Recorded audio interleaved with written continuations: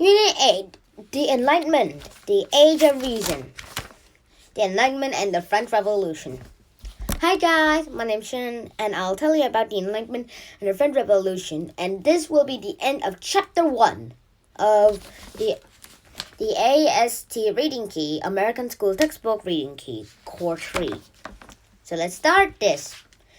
In this type of story, in this section, it tells you all about the Enlightenment, or also called the Age of Reason, and the French Revolution. Also, some parts of the American Revolution and its causes. But it also tells some estates. Estates are actually 3 estates.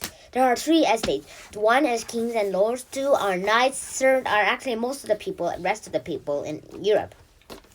They're mostly poor.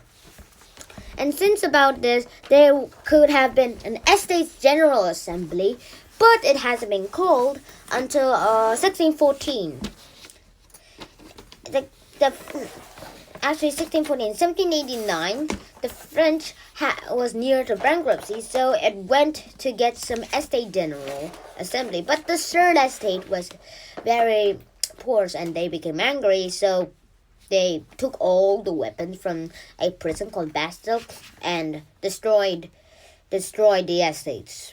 It's just that before that happened, they thought that in the Enlightenment, kings were chosen by God to rule. Actually, they do even tell that in the Holy Bible. And also, this resulted, but in Enlightenment, it was actually opposite of it. So in the Enlightenment, they had a war. And English King Charles I and Parliament led to a civil war in England in 1642. And in 1649, Charles I was defeated, and Parliament was very strictly ruled, and also it made unfair rules. And then it went to the American Revolution. American Revolution, you might have heard if you're an American, is that when George Washington he was the first president, but then he changed. It's just that the American Revolution was attacked by England and was colonized and was ordered to pay taxes with an expensive war with France. So it's just that they protested and another war began. So they made the American Revolution, and the United States of America won, and they established the United States of America, or USA for short. And then the American founding fathers based their ideas on freedom of the Enlightenment scholars.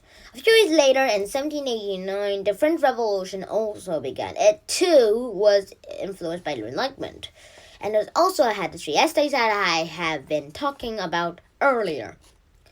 The first estate was actually clergy from the Catholic Church.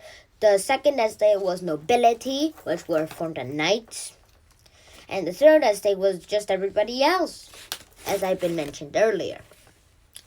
It was actually contained 98% of the population, but the clergy people actually made the 3rd estates angry. So the 3rd estates actually attacked the other 2 estates and ended the 3 estates. And also, liberty, equality, and fraternity was actually the slogan for the French Revolution. And then the National Convention ended the monarchy and established a republic after they ended it.